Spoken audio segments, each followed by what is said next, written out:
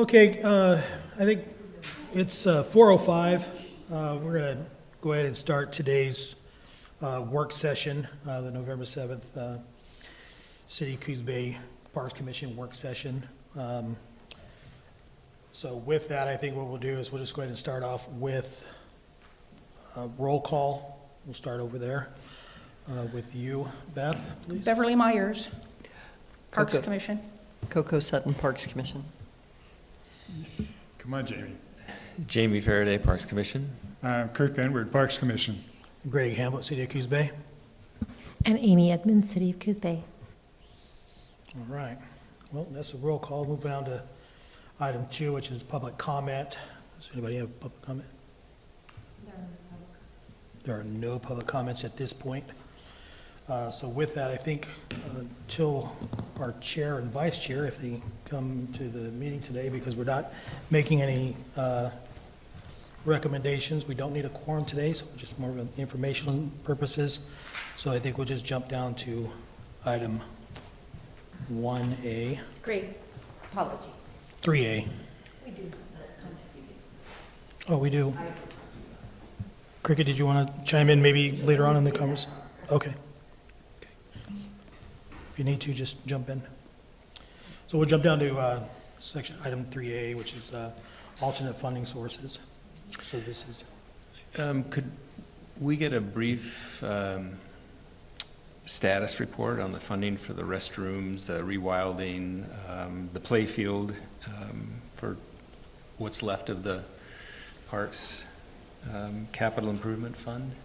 I mean, so yeah, I can give you an update on the 3 projects that you referenced there. The community hall building, we're actively working on grants. We've secured, I think, enough funding now to go ahead and move forward with the foundation stabilization with the grant. So we're hoping to get that started here for the upcoming, for the biggest community building. Coco placed the mounting for the sign up there. So we're getting close on getting the foundation stabilization completed. More funding will be obviously needed for other aspects of that, but I think to get started, the core of the problem is going to be the foundation stabilization. So we should be starting that soon. The second project I think you referenced was the Megas Park restrooms. So we were successful in being awarded a grant from the LGGP folks. We have not received an agreement from them yet, so we have not secured the funding yet, but we were told that we were going to get that funding. So once we get all of that funding and everything like that, then I think we're going to be able to move that project along. And then the third project is a rewilding project. So with that one, we have to do a final report for the Judith Ann Mogan Foundation, which is due on the 18th of November. All the funds from that grant have been expended. We were successful in getting in the storm system, getting the site basically into its moldable form at this point. We do have some drainage swells that are placed to move the water along into the new drainage system that was installed. But with this weather that we had and the fact that it just got muddied up, we got delayed with the State Historic Preservation Office and the archaeological investigation, just kind of put a delay on it. Once we got the approval from them, we started work on the 7th of October. Just work, and then rain hit us, and so we kind of put that project kind of on hold for right now, but we were able to enclose the picnic area. So that part of the project is complete, and the storm system part of the project is complete. The relocation of the kiddie playground equipment that was in there is complete. The last thing we have to do is just do the final grading and the trail installation. But that's going to be on a as weather case-by-case basis, as weather allows us to get in there and do the work. do you have an idea what the estimated funds at the end of the fiscal year are going to be for that $400,000? The Parks Capital? Right. Minus the I don't have that number with me right now, Jamie. I can get it for you. But minus the capital dollars that are spent for the foundation stabilization and the required matches that we might have to do with some of the grants. that's going to be the only expenditures that we foresee out of that. Now, what that number looks like, I'm not sure at this point.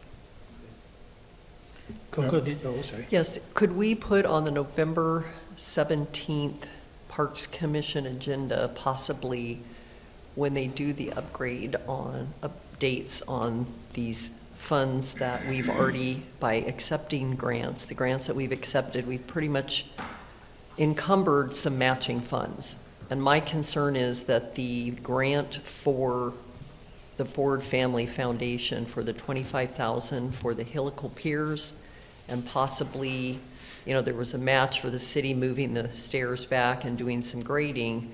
But my concern is we need to get approval processes, and isn't it 90 days for RFPs, and then you have, even if you award it, you have to wait a certain amount of time. Will we have time to finish it by the deadline of that grant next year? Because I think that grant ends in May. Yeah, I think so. I don't see any reason why we Okay. couldn't. We have some cost estimates already. I think that and I don't remember the number off the top of my head. It was around $95,000 to $98,000, but that included if the chimney that's in the, you know, the bricks on the outside of the chimney that was for the old stove started falling off, and we had to do something to patch that. We knew that a stonemason to take it down was approximately $5,000, but it may not move. They don't jack the whole building up, as you know. So those were considerations that were put in there, along with the inflated costs for materials and the fact that this would become a public works project, and the estimates that we got from the only two, I would say, regional vendors that would be wanting to do something like that, Ramjack and Terra Firma. Those are going on 18 months or more now for what the costs were. So at the November 21st. Right, that November meeting, because I believe the process, and you can help me, somewhere there has to be an agreement with the city council that that's something we can pursue, and with city financing that we can utilize some funds to match, because there is a few funds that we got in this report for the Adopt-A-Park, but we don't have any 10 or 20,000 for matching for fundraising because we haven't been able to utilize full Yeah, force to so get the that. way the process works is once we receive a grant, let me know if I'm missing a step here, but I don't think I am. So before we accept a grant, we go to council, get approval to accept that grant. I think some of these grants we've already accepted, so we're going to be taking those to council for kind of a after the fact approval. And then once we have that, then we'll go ahead and start the RFP process, which it's not a 90-day process. We can put dates on it. We can put limitations as to how long it has to advertise for and this, that, and another thing. So once we get qualifying bids, then go to contract, which depending on how fast they react, we can get those knocked out. So it's just a matter of, you know, getting that ball rolling, and then once it's rolling, Yeah, because we know the work itself is 2 days at the most, but Exactly. weather is a definer here, and so that was just a concern. Sure. Moving forward on our Adopt-A-Park thing for those monies that we already have, because I'm assuming that some of those grants are going to straddle two fiscal periods, correct? The playground moving and the new playground, because you did the rewilding and we're moving the playground. Yeah. And then the 2 restroom build-outs that we have to do for platforms, et cetera. So those could be started in one fiscal year, and then you'd have to go through the budget cycle for the next fiscal year. So I don't know if that 460 or whatever that you get for capital improvement is a done deal each time. So that's why I'm asking that. Okay. And I can work on getting all that information for you at the November 21st. Thank you. I just thought it would be nice to wrap that up so we know with the funds that we already have received that we're looking forward on how that's going to play out, so we don't end up in the middle of something and then we are unsuccessful. Thank you. Thank you. Greg? Yeah, real quick, the rewilding and stuff down there, I saw that you've done all that drainage stuff in there. Is it buttoned up pretty good for this winter since you're going to delay it for a while? We still have some more work to do. We plan on doing some sediment erosion control measures actually tomorrow. Okay. We had some good weather this week. We were kind of hoping they would kind of continue to dry out and hit it up at the end of this week once we kind of hope it dried up a little bit. Okay. Trying to get any machinery in. Commissioner, please join. Trying to get in there with any kind of machinery right now is just Tough kind of mess. it is just counterproductive. Okay. So we're hoping to get some sediment erosion control in there by the end of this week, which we're planning on doing that tomorrow. Okay, thank you. So, thank you. And hello, Carmen, how are you, sir? I'm good. How are you all? Good, thank you. Sorry about my tardiness. I thought it was next week for some reason. I don't know how I got that mixed up. Well, we're glad you're here, thank you. Yeah. So with that, unless there's any other questions that anybody has, I can kind of hop into item 3A and kind of give a summary and then turn it over to the city manager, Nicole Rutherford is here to talk about some of the requests that came in regarding to the Urban Renewal Agency, maybe answer any questions that the commission may have for her in understanding the urban renewal agencies just a little bit better. So I also, at the end of the staff report, you'll see I did include the adopted budget for fiscal year '25 for the urban renewal agencies, the plans for both the downtown and the Empire urban renewal agencies, and then also the annual report for 2022-2023 that the urban renewal agency is required to provide city council.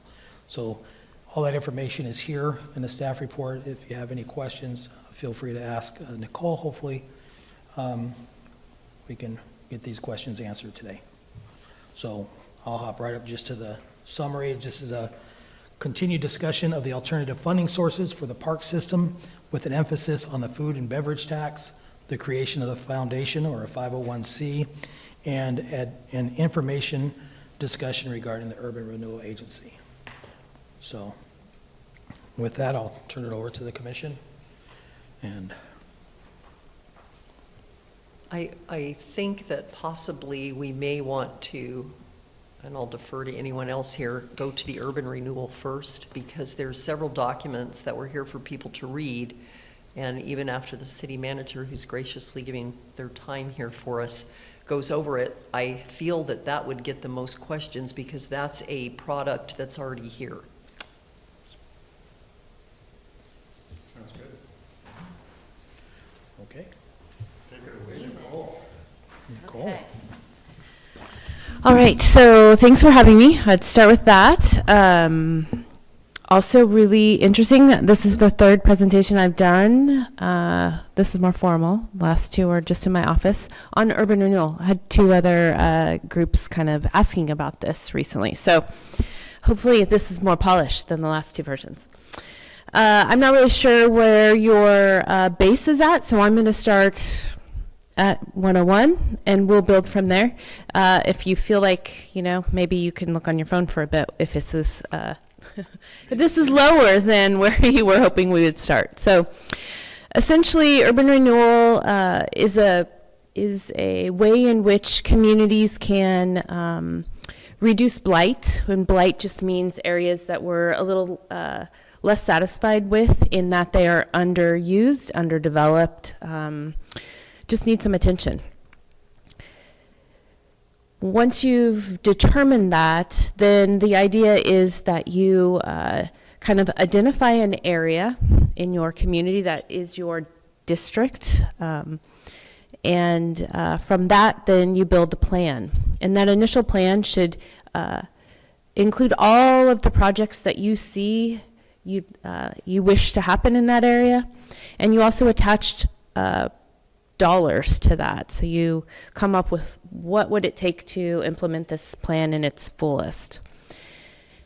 And then there is some mathematical calculations there in regards to the taxable value of that area, which helps determine the life of that plan.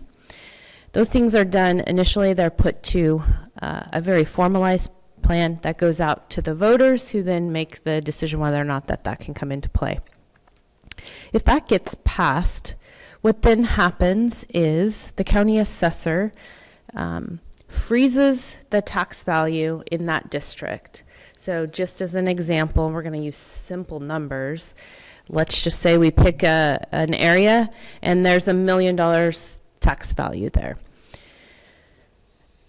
I'm sure you all know property tax statements. You are taxed by several different entities.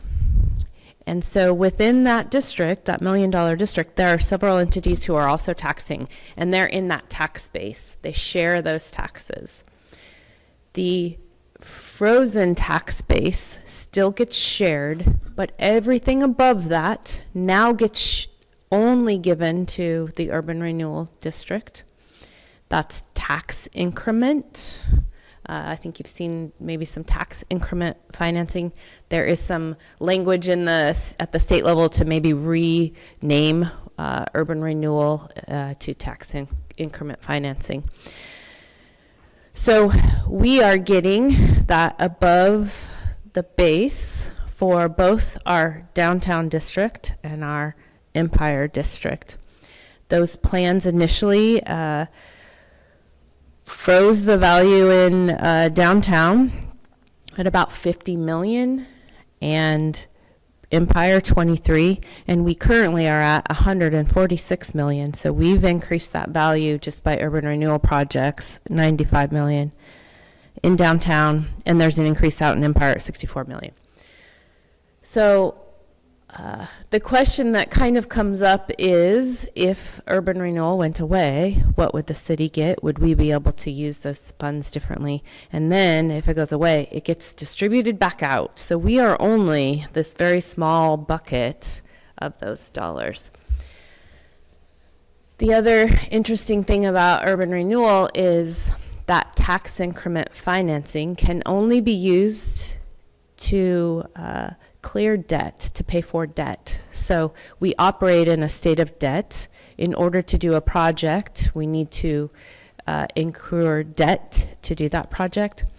We have done some where we go to a bank because we need a large sum right now and we don't want to wait for overtime, so we go and get a loan. So 4th Street's a great example. Those 5 blocks we did there.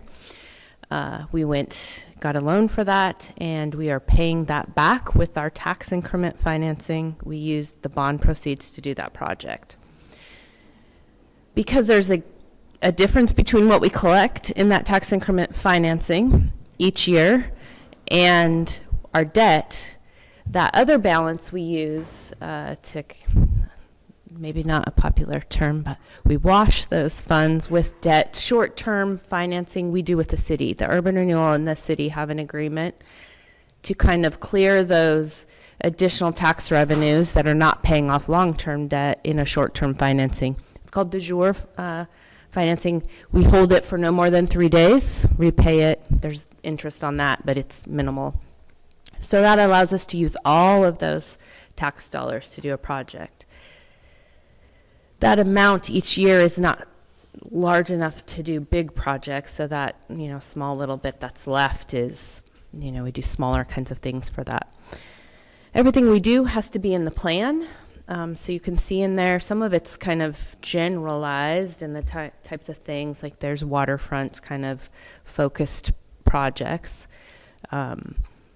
If it's not there, you can do a plan amendment, but that does take a little bit of effort, and depending on the type of plan amendment, it could require you going back out to the voters. Ultimately, our plans have a maximum indebtedness, so that's tied to what those initial project costs were assumed to be. And over the life of the plan, that's the max that you can actually spend for your plan. And you probably saw in the annual report that maximum indebtedness amount. We recently increased Empire's maximum indebtedness, the downtown opened up theirs with 45 million, and that has stayed since it was initially started, and Empire started with 12 million, and our recent increase was 16. As of the 23 year from this report, there was $20 million left in downtown and 15 million in Empire, which seems like a lot, but the 5 blocks of 4th Street was $3.4 million, so it doesn't go a long way. But the bulk of kind of what we do in the 2 districts is we usually do some bigger kind of projects related to public items. We do street infrastructure, obviously. We do some sidewalks. This year, they've taken a little bit of a turn in trying to hope we can redevelop some of the buildings that are in our downtown and Empire area, kind of in some disrepair. Not sure how that will play out, whether that will be acquisition and redevelopment or just help with kind of more of that improvement program kind of projects. And then maybe a bigger kind of amount that's related to the operations. The urban renewal does not have its own staffing, so city staff takes care of the work of the urban renewal agency, and the urban renewal agency just repays the city for those costs. I'm not sure, outside of that, that's kind of really fast, quick, and dirty summary. Happy to answer questions, though. Coco Sutton, thank you. I had some questions just to reiterate what you're saying.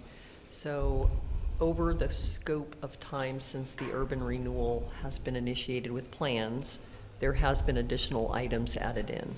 So for example, in some cities, they automatically included parks, public walkways, things like that.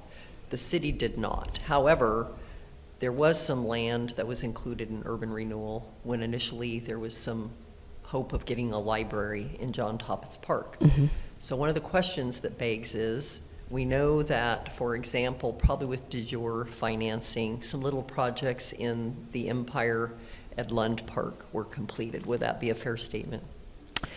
I do think we did some, Fencing, yeah, the signs, fencing. Mhm. Because those aren't big projects, so those are kind of like, if it was a job description, other assigned duties, would that be fair? Yeah, Okay. yeah. I mean, there are ways by which urban renewal can probably touch some things, because I do think there are some vague pieces to both plans that there may fit in there. And I think we acknowledge that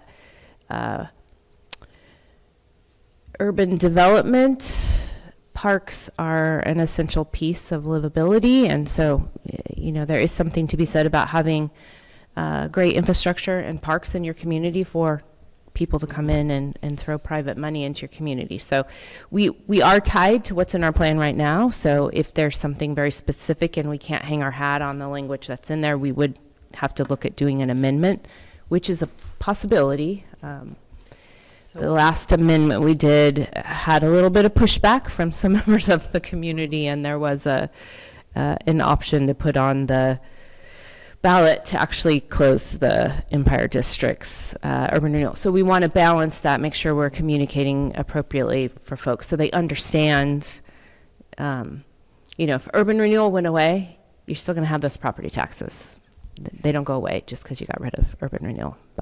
But on a funding mechanism, I guess one of the questions we were wondering when we were having discussions is, obviously in the downtown sector, your oldest park, Mingus Park, is not in the area, but the streets and sidewalks are, correct?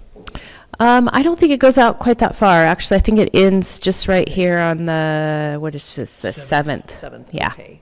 And then certainly Ed Lund is included. I do believe it takes in that first, I want to say that first block off of Newmark. I don't know that it does the Where whole fire way, department but is. yeah, Yeah, so yeah. on that half. Mhm. And then would it be fair to say that there's a small corner now of John Toppit's Park that is in urban renewal, but the plan for that was specifically for the library? Would that be correct to say? Yeah, I'd have to reread what that language said. It likely does say for siting of a library, so yeah. And infrastructure? Mhm. Okay. Yeah. Thank you.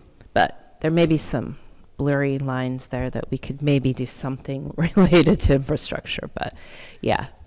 Yeah, I was involved in that, Coco, to some degree too, and, you know, it was just, the urban renewal boundary doesn't get moved easily, and there's a limit to how much they can do, and I think Yeah. for our population size, it can't be more than 25% of the assessed value or 25% of the acreage.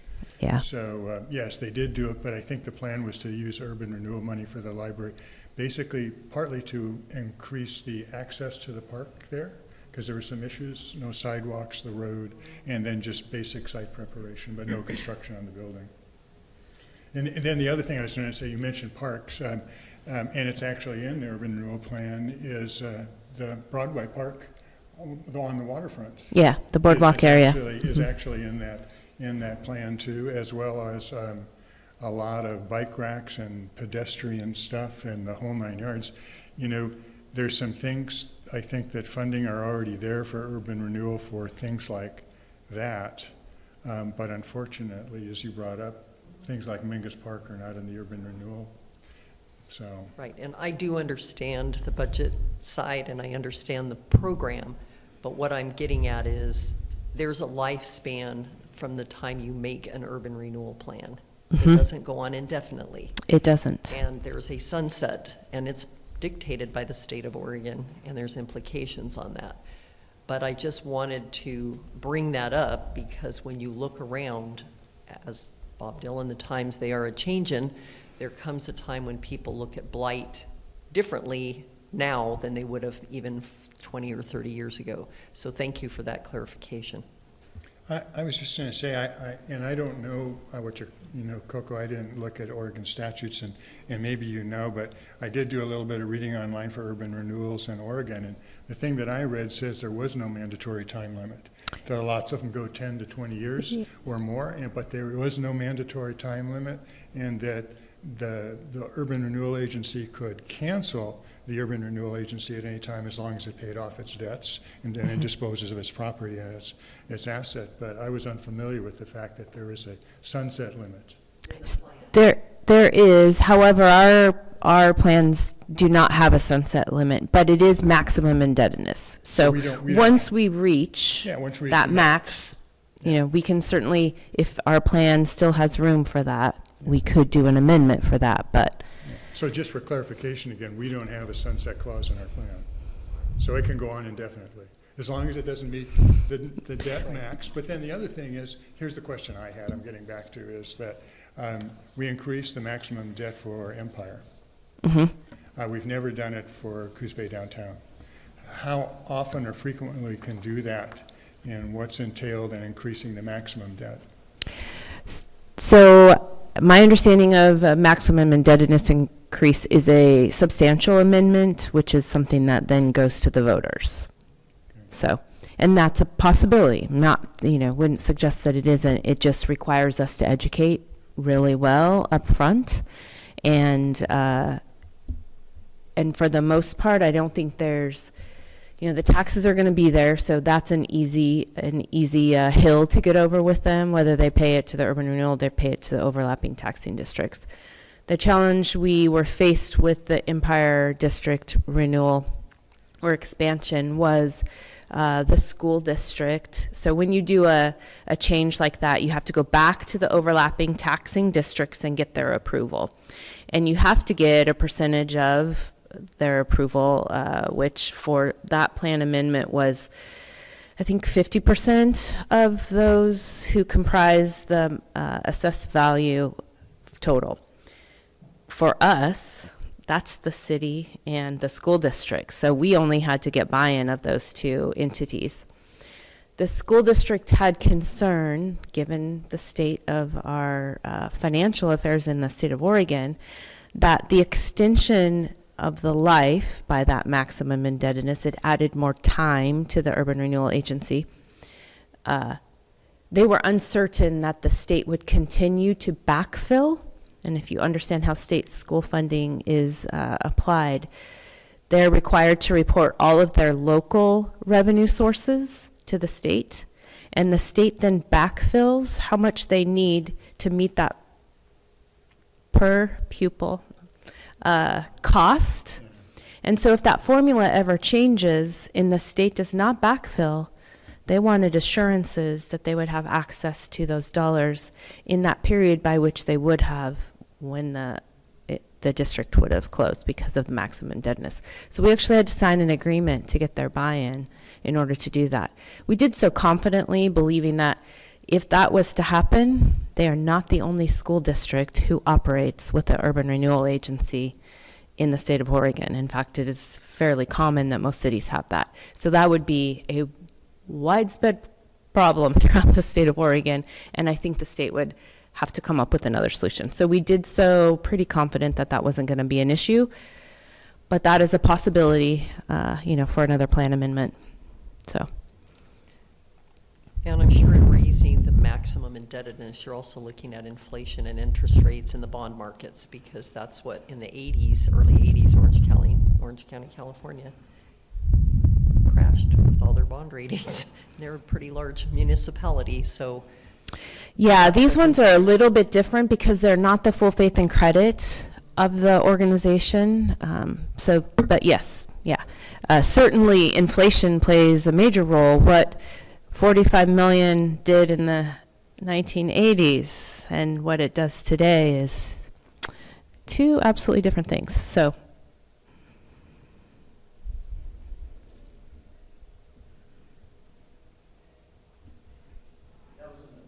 Prime rate was 29.5, I might verify.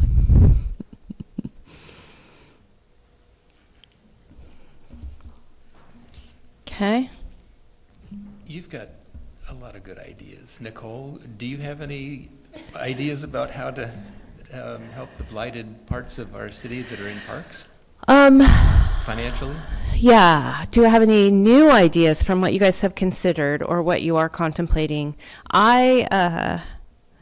I love the food and beverage tax. My youngest daughter lives in Ashland, and they have that there.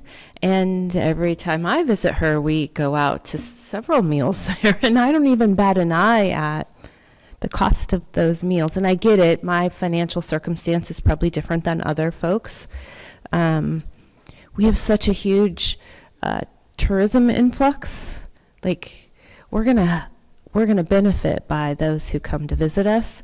I understand that's going to be a huge challenge for those who maybe are in that industry to kind of contemplate adding some cost to the customers who come to see them. I think there's also an opportunity. We'd have to be strategic about who we want to bring in on this, but I think a parks district is an option. The challenge we're going to have there would be compression, but it's going to be shared by everybody. So, can we take a little bit more in order to get our parks get a lift? Maybe, yeah. I think that's worth looking at. But again, that's also it's gonna add a tax to people even with compression. It's gonna add, some costs there. I do know that there's some discussion right now at the state level to look at the way property taxes currently, the system works. I don't know that will get movement, but if that does, that could kind of shake loose some opportunities there. And as long as we have parks folks sitting at the table when there's some new funds available, it could get a focus for some of those additional dollars. So I think you're hitting the things that I would suggest, potentially setting up a foundation. We do have some folks in our community who are benefactors for a lot of organizations, and that could be a pathway as well. There are other and I don't know how much they bring in. It might be worth and I don't know, Carmen might know about this a little bit, but there are locations where you can put up like a code. When I come and use the space, I want to give some money to this because I love it. And, so there's that piece. Again, I don't know how much that raises, but we don't raise that at all right now. So I like the food and beverage tax thing too, to tell you the truth, because I think we don't tap into a large part of our economy, which is tourism. And they do use services when they're here, and they use the roads, and they probably go to the parks and do all that sort of stuff. So I think that would be helpful. I guess my question is, do you think it would work if we didn't bring in North Bend to do the same thing? I don't think so. I think it's the same with kind of gas tax. There is that fear that if it's a little more spendy here, they're going to go to North Bend. I think I'm a proponent, and it's probably going to really rattle some cages, but consolidation where it makes sense. If we can come together and share resources rather than be very separate and create infrastructure that has to be independently supported. I know this community likes their football teams, but I think we can still keep the football teams. So I know that's not a, but I think you start somewhere. And parks seems like a logical place that we would come together and find a way to do it. And this is something that people ask, so I'm going to ask it. I don't have a dog in the fight, but we did get a book of all of the, just for the 55 acres that make up current Mingus Park. And one of the things was doing the same thing for the deeds, where the land came from, what the city sold off until the 1960s. Would it be something that a task force would want to look at? When you look at users, just because you got land, if it's not being used or it's not a good fit for something, because you can't manage what you can't measure usage, is that something where, as from 1925, especially in the 1930s moving forward, the city would look and reassess some of their park structures and park lands and look at, other than endowment properties, which I can speak to Mingus, you don't have any of that, deed restrictions, you don't have that, looking to downsize some of that. And when you're looking at some of your other issues for housing redevelopment, look at that very strategically so that you're only funding areas that are actually fit a recreational modern plan. So that's a question I have. Yeah, that's fair. And maybe you've been listening in. I've had some conversations quietly, specifically in the Toppets area. There are areas of Toppets that are right adjacent to housing. They got infrastructure already built out. Do we contemplate making those available for developers to come in? It's going to increase our tax base. You know, we could consider maybe restricting those dollars that come in for the purpose of the park. I think there's something there. Mm-hmm. Mm-hmm. The development costs and things like that. But that's another thing, because you historically, as a city, not you personally, but the city of Marshfield and the county, which the city of Marshfield doubled a lot of stuff in the 1930s by paying 10,000 something to the county to acquire a lot of land, and later sold it, which they should have, because you're not land managers.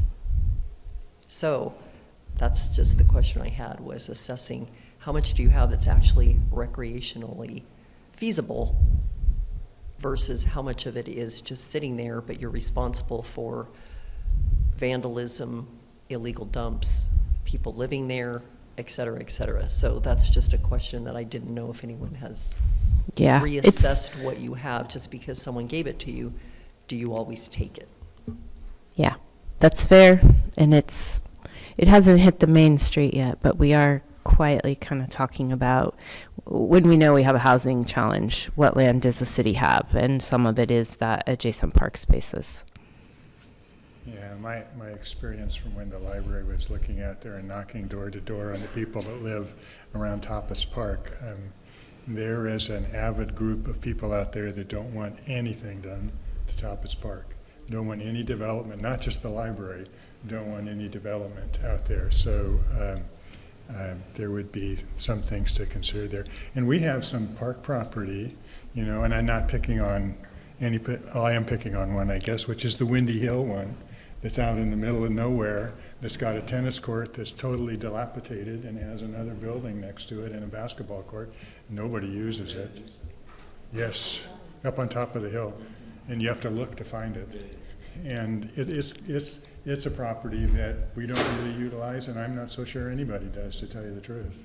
And I don't have the deed issues on that, but I know once the city of East Side was acquired, a lot of the maintenance and care on that side did not get the attention that it had previously. So there are sore spots, but what I found just in sitting down at the farmer's market and talking to people, for example, Mingus Park, which is your central oldest park, most people don't realize that a good chunk, when you get up to Barham Terrace up above, that that's even part of the park. We had OBAB come in and say Mingus Park gets attention, we don't need to do any cleaning there. Well, there's 3 creeks, springs, and huge ravines there where people are dumping and doing all kinds of stuff, but people don't realize that's part of the park. So it's this area that's underutilized, under maintenance, it's very difficult terrain. So that's just begging the questions of, you can't manage what you can't measure. And most people, when you mention a park, it's just the part that they see. So certainly the walking trails and stuff, the feedback, there's there, but then when you start going beyond that, we don't have those parks like a lot of other places that are planted for the setting. There's no mise-en-scene, you're not looking through, it's just, Weyerhaeuser gave us trees, let's plunk them in there. Well, that's not appropriate for parks, there's not a plan, it just gets put in there. And so that's just some of the concerns that come up, because you still are, the city and the people that are in the city still are liable for maintenance and management of that. So that's just, a concern of, why do you have X when it's so difficult to manage? Even if you had $1 million, you'd probably spend 2.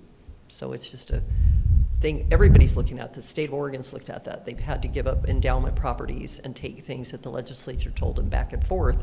And that goes on, but at some point it's okay to look, I would think, and say, is this meeting the recreational needs that people need right now? So, thank you.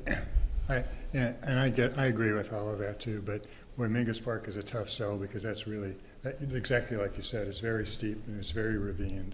The top part that's kind of flat has got the disc golf course on it, which does get used fairly frequently.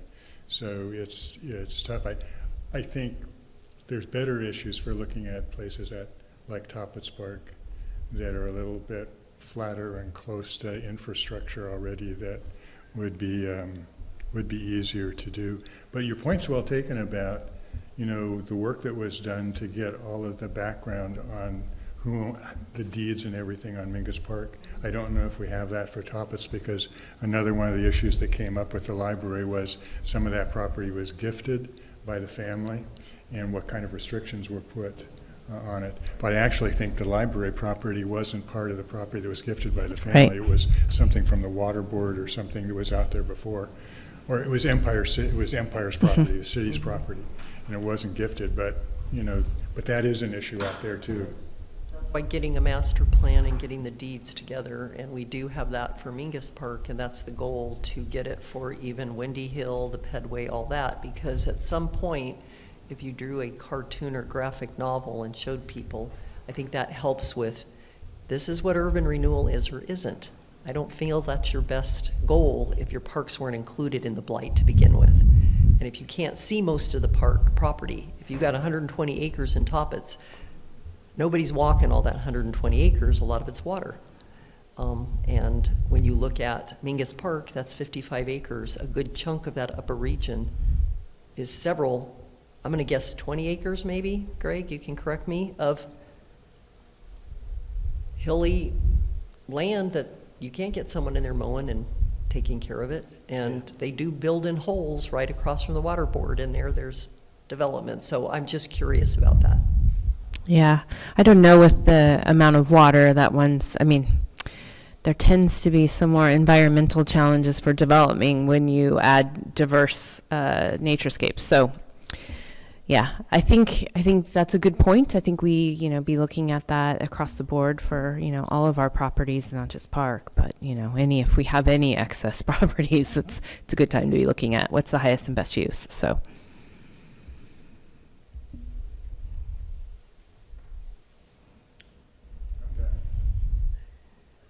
Any other questions? Carmen, did you have any questions for Nicole?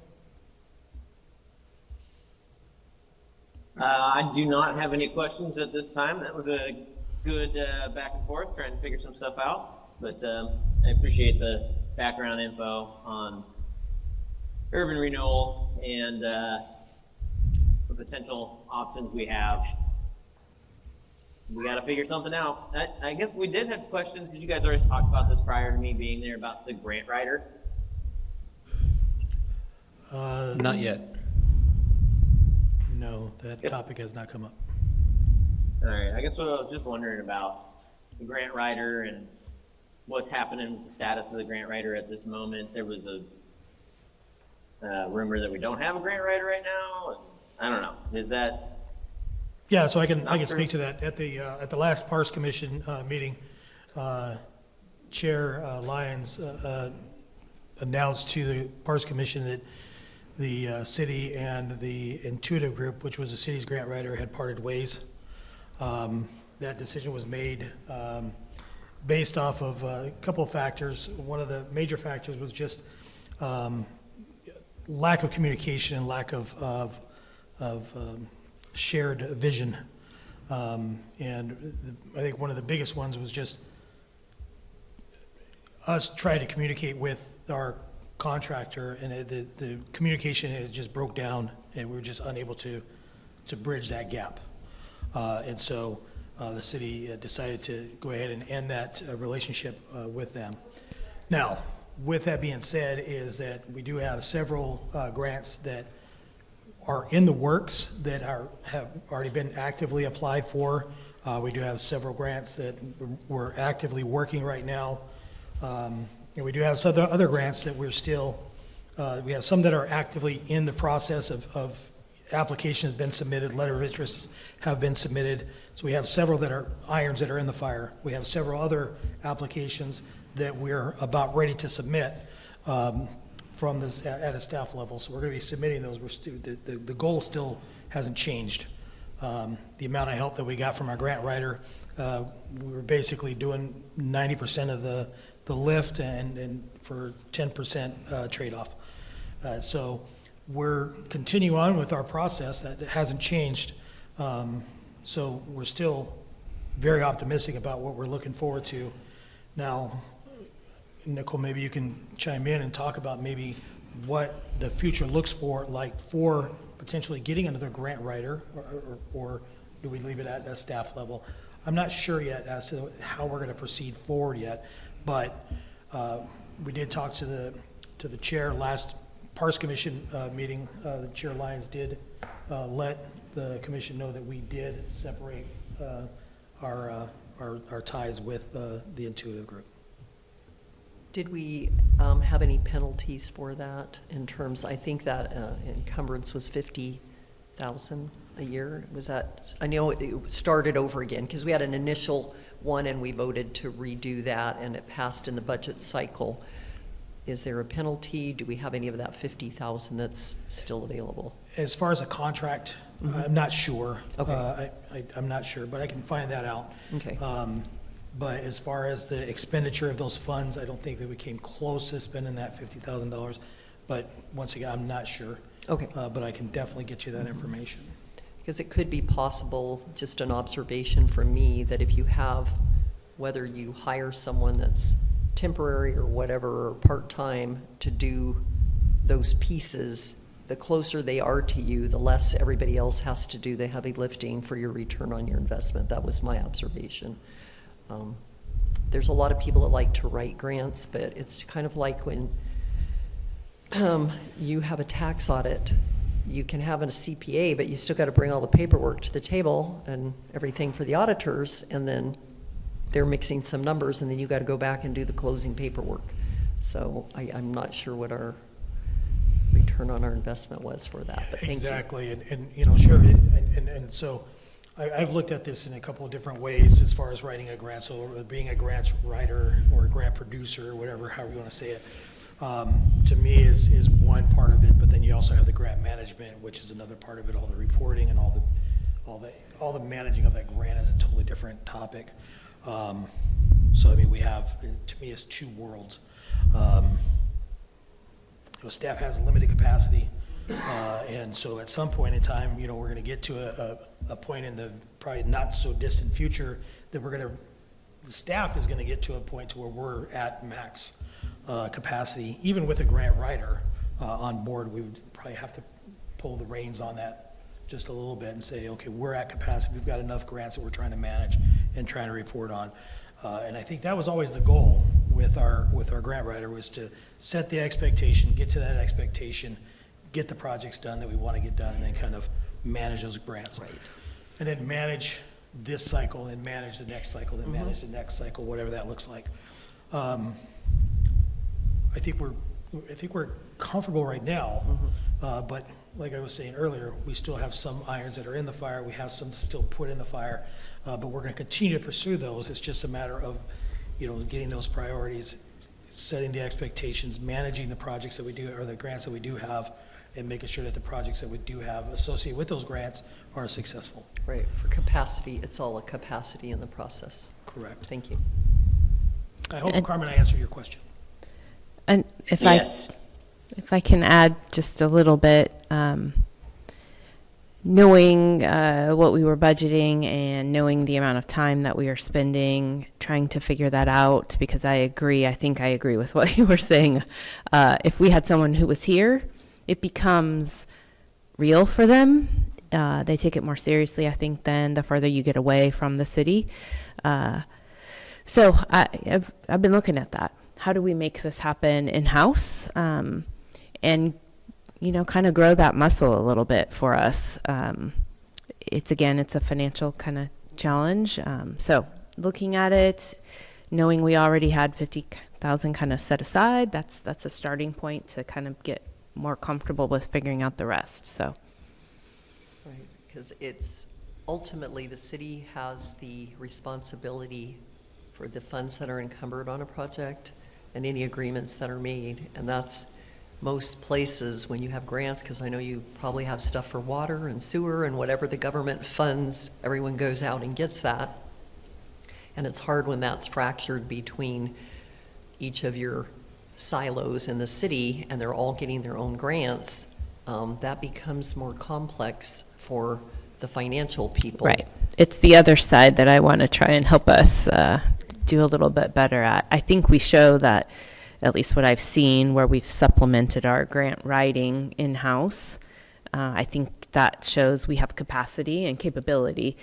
I think the other side is the piece that we could find some efficiencies in.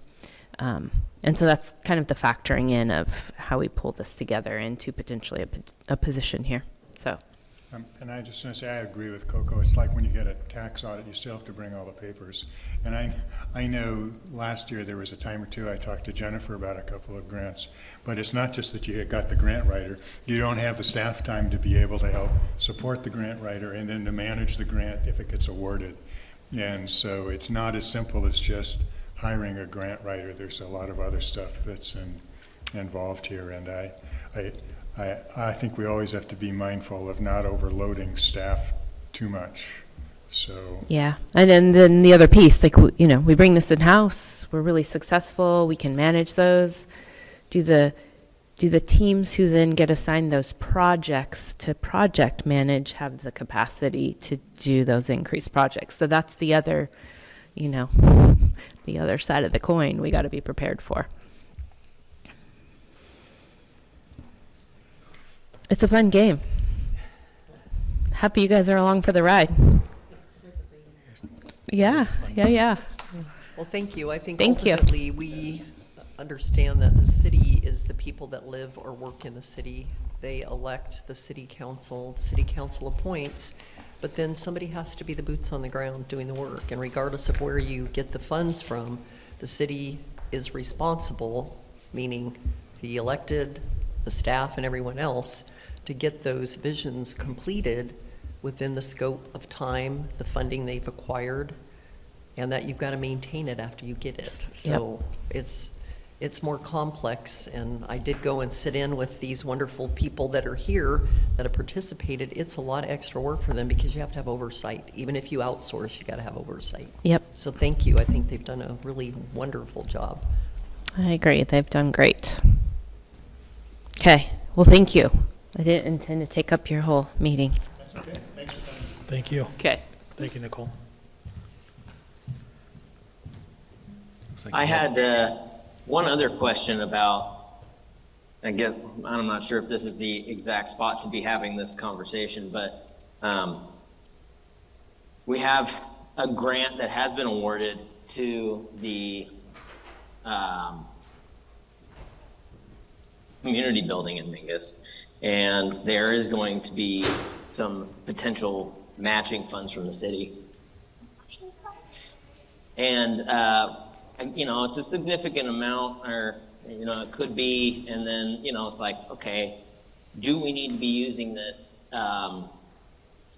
Or is this a fund or a project that we want to fund as the city? And are those capital improvement funds that are within the parks budget available, and how much are available?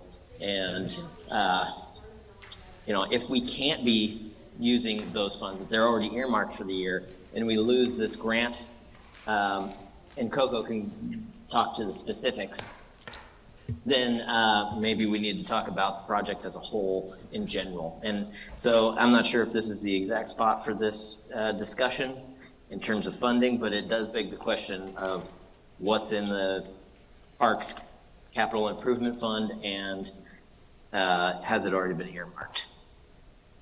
Carmen, we talked about that right off the bat, and Dang it, sorry, I missed it. No, it was so exciting. We had a fanfare and some really interesting, no, not really. We did ask that would get us some more information, but it is going to move forward.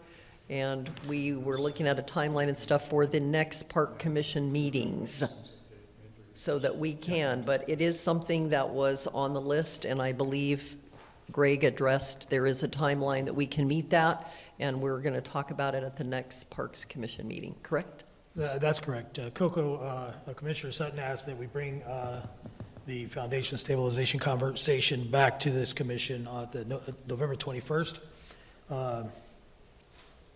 Parks Commission.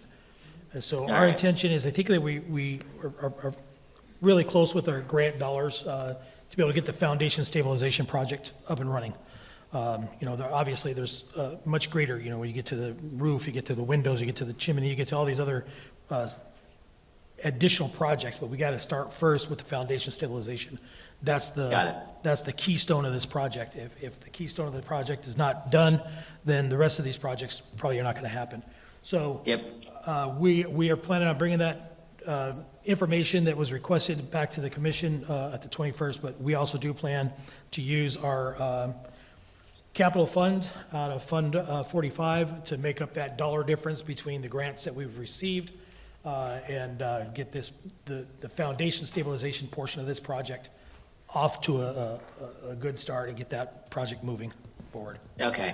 Sorry for asking the redundant question there. That's my bad. I will check the notes to kind of get caught back up as in any additional information. Thanks. Thank you, Carmen. Is it possible for us, since we've heard what we have, what we don't have, what we're missing, we did, I think the last time we addressed this, we looked at 2 or 3 of these in terms of that would be easiest to implement. Do you think at this time we can bring back to one of our park meetings a suggestion to find out the cost and timeline for, because whenever you have something that has to go to a voter, it's cheaper if you put it in the general election, and that's 4 years, every 2 years or 4 years? I think there's a ballot, and I'm not much in the political range, but I think it's a 2-year cycle that we could probably put something on the ballot. Because you don't have to pay as much if it's in a general election per measure, even if, as opposed to the funding and the cost of a special election versus an off cycle. So we are looking at the most a 2-year timeline if you had something that incorporated a tax that needed a voter approval. But it's not too early to start picking at least 3 items that would, and then doing the fact finding and the door knocking and the consensus. So at the October 3rd Parks Commission meeting, or work session, it was asked to bring back alternative funding sources to discuss with an emphasis on the food and beverage tax and the creation of the foundation 501c. So those are the 2 topics that this body wanted to talk about.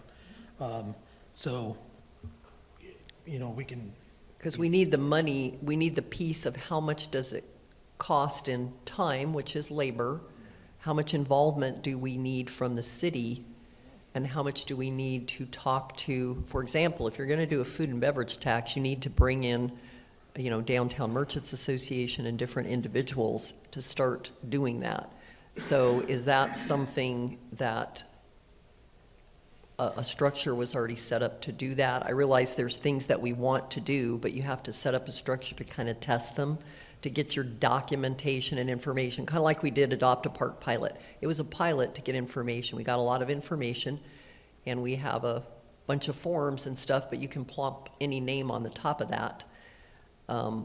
So that was my question, is picking those two things, the foundation and a food and beverage tax, is that something that we can move forward with? How do we want to get all the details and information and a cost outline for this thing to move forward? so I think I can answer that question, and I think and the way I think I'm gonna answer it is, you guys might not like the answer, but, up on the board is that we had, champions for each topic that were gonna take on that topic.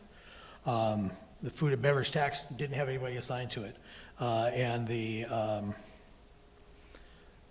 foundation, was Commissioner Matthews was gonna tackle that and gather information on that. We can definitely look at it. I can definitely ask the question of the city manager and then city attorney what all that looks like. I have no idea, but we can Yeah. definitely start looking at it that way. But is this something that the commission wants to tackle first, or do we want to, you know, instigate these conversations with the downtown merchants, with the local folks? I'm not sure, but we could definitely do whatever the commission wants. Okay. I think since we're spending time on this and we know that we need some financing, that we have too many of our assets that need attention now all over the city.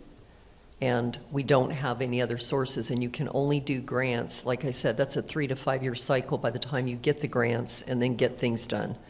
So my question would be, can we recommend, there was 2 examples of food and beverage tax that were on that paper that I sent. I know I get the white paper, and there was links to those so that you could see 2 different cities that have food and beverage taxes, how that revenue came in, and there were articles and documentation. So we have that information. But the way, like for Ashland, it was how they got that, and then it was reviewed down the road because COVID-19 did the opposite of what you wanted. It made a budget deficit because they didn't have that, and they were banking on that to fund certain things. Sure.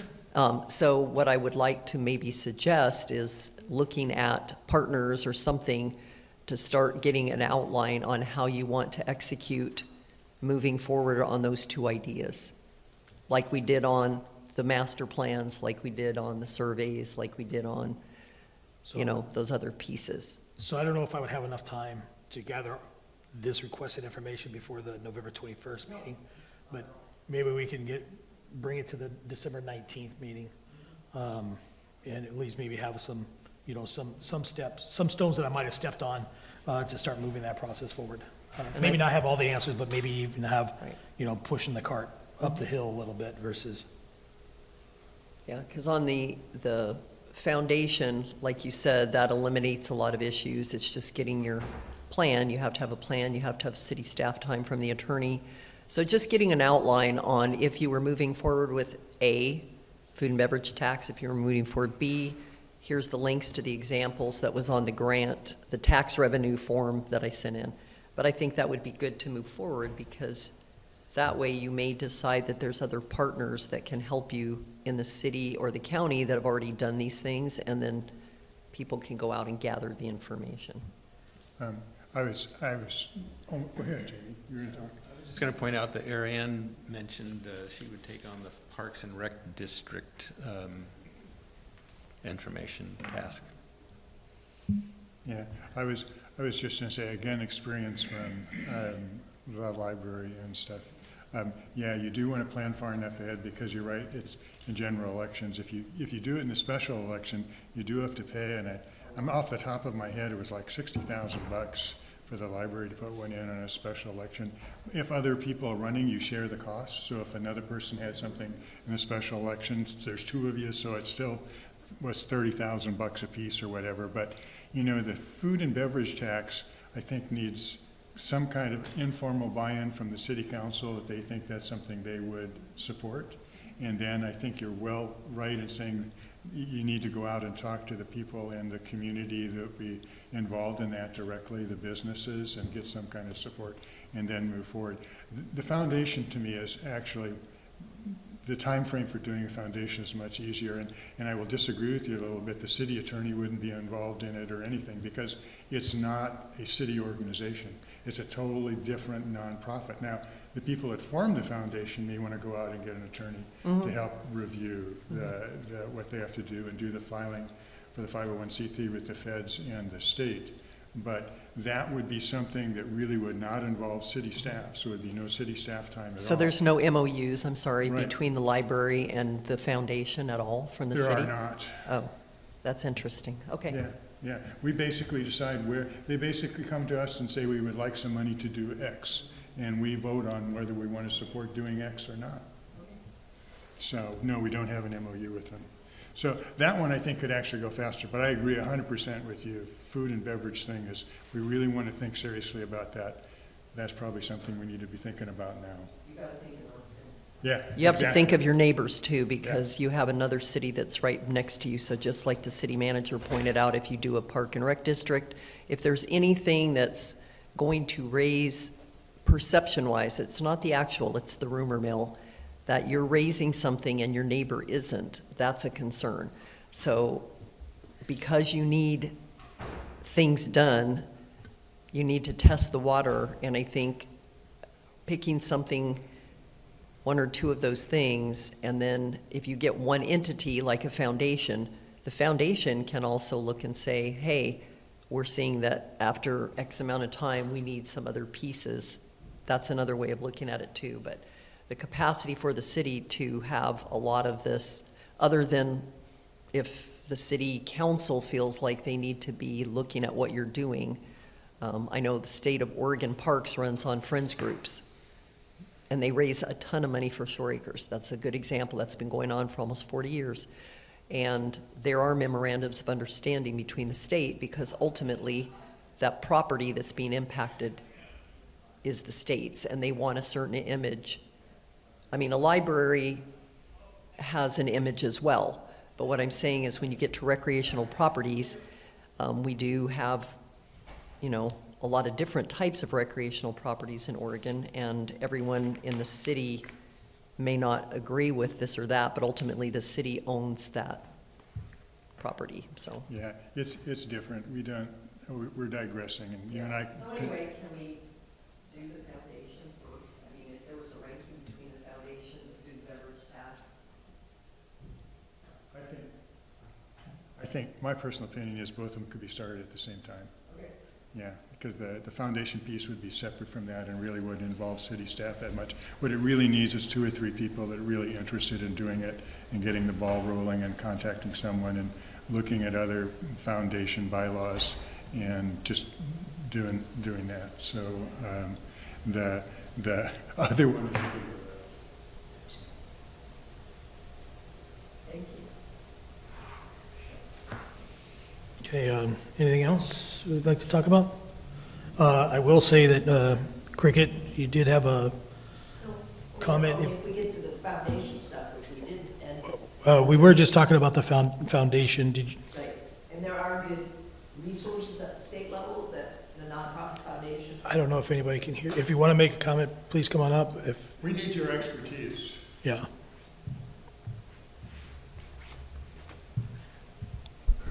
Cricket Souls, and I live outside the city limits. But I think there's a grant that would have been perfect for this cemetery, but you needed to be a 501c3. So, and that's come up more than once, and the state has actually sort of looked the other way with some of the cemetery grants, knowing that the capacity was small to start another thing. But I think as a one that would do the parks would be really worthwhile. And there is the nonprofit association that advises and has things for how do you set up a board, and like Kurt has lots of experience, and we have other people. OBAB got theirs through in like record time to be set up. And I think that would be something worth looking at, and I would be willing to help with it for, one of the things. And you could do it simultaneously with some of your other stuff. And it is pretty much leaves out the staff. So I think that's All right. okay. Sounds like I got my work cut out for me. What's that, Carmen? I'm sorry? It sounds like I got my work cut out for me. Can you hear me? We can hear you now. I just didn't hear you a second ago. Okay. Yep. Sounds like I gotta get going on this Parks Foundation, because I think this is a really good first step. It's a pretty simple one, straightforward. I think we're going to need it regardless of what other action we might take on a city level for fundraising. I think it's just a good avenue or another arm of the fundraising wheelhouse that we need to have. So. Carmen? Yeah. Remind me, when we had our joint session, what was the tenor of the council when the food and beverage tax came up? Do you remember? There was not much discussion on it that I remember. I think that right now, the general feeling is that the tax base, our citizenry, is just kind of working on maintaining everything. And as we saw with this recent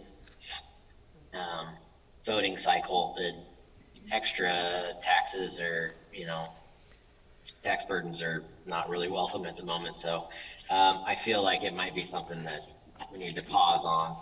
And if nothing else, I think maybe it might be better to have a parks district before we even move forward with something like that, so that it is between both municipalities. Thanks.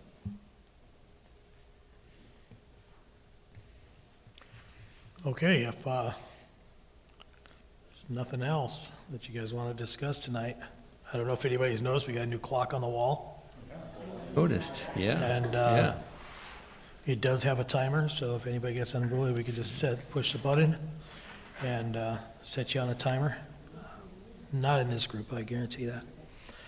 So anyways, with that, we'll move down to item 4, which is staff commissioner closing comments. Bev, did you have any? No? Coco? Well, first of all, I wanted to thank the city because I know you've been working extremely hard on the grants. It is a very thankless task, what goes on behind the scenes. I wanted to mention that in my car, for anybody that's here wants to, the sign posts, if you drive by the Mingus Park Community Building, is up. Here's a sample of a redwood coaster that the people that volunteered the signs. So that sign with work from the fabulous people like Lance Knoll and Mike McLaren, who's the host there at the park.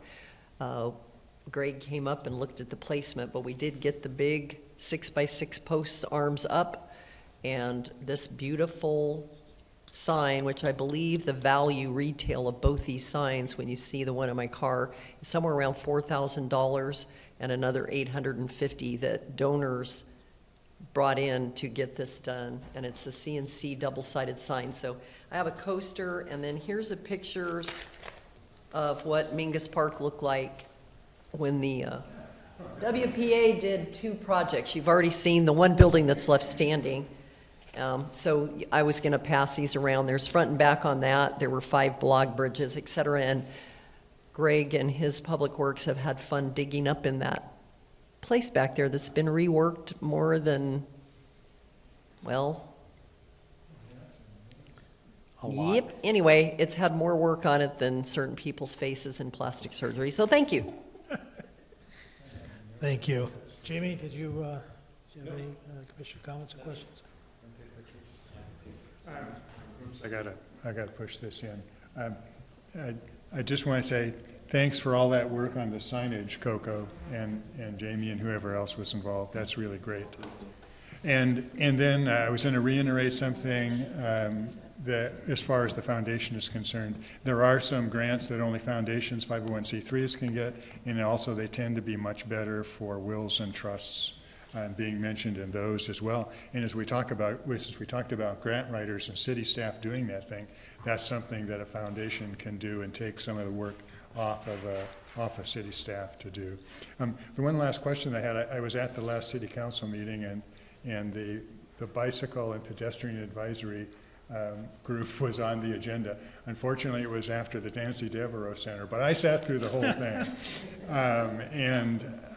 And they did pass that. The one thing that confused me a little bit was that I thought at our last Parks Commission meeting that we nominated Jamie and Carmen to be the two commissioners on that, but the agenda said that they were to be named later, and it didn't come up at that meeting. So I'm just hoping that our next Parks Commission meeting, if we need to revisit that so we can get it to the city so they can take action on it as well. So that's it. Yeah, and response to that was when they do the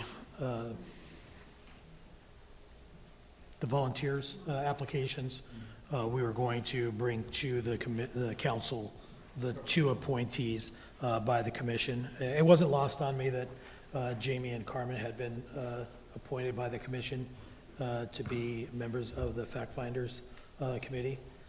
But I was just going to bring it all at one time. Just say the commission appointed these two commissioners, as well as now these are our volunteers, our fact finders, if you will. But I was glad that they did pass it. I was unable to watch the meeting, but I heard it was a lively meeting. So, all right, that's all I have. Anybody else have anything? Christina, do you have any comments? Amy? No? All right. Well, with that, I guess we'll just adjourn the meeting. Thank you. Thank you. I did good. You did great. Thank you. All right.